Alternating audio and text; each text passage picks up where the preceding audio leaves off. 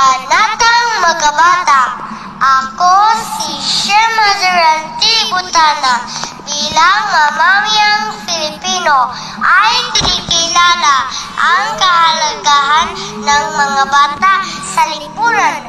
Dahil dito, ako ay nangangakong isulong, protektahan, igalang at pangalagaan ang karapatan ng bawat bata. Anuman ang kanyang kulay, kasarian, lahi, relihiyon, kultura, estado sa buhay, may kapansanan man o wala. Upang matiyak ang kasiyahan ng mga bata, naniniwala akong nararapat na matamasan nila ang mga ito. Maisilang at magkaroon ng pangalan at nasyonalidad. May tahanan at pamilyang nag-aaruga ng tama.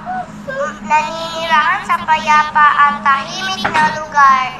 May sapat na pagkain at malusog aktibong pangangatawan, mahubog at mapalago ang mga kakayahan sa pamamagitan ng edukasyon at pakikilahok.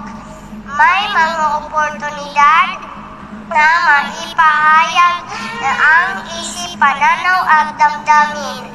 May proteksyon laban sa pang-aabuso, panganib at karahasan at maipagtatanggol at matutulungan ng pamahalaan sa lahat ng panahon.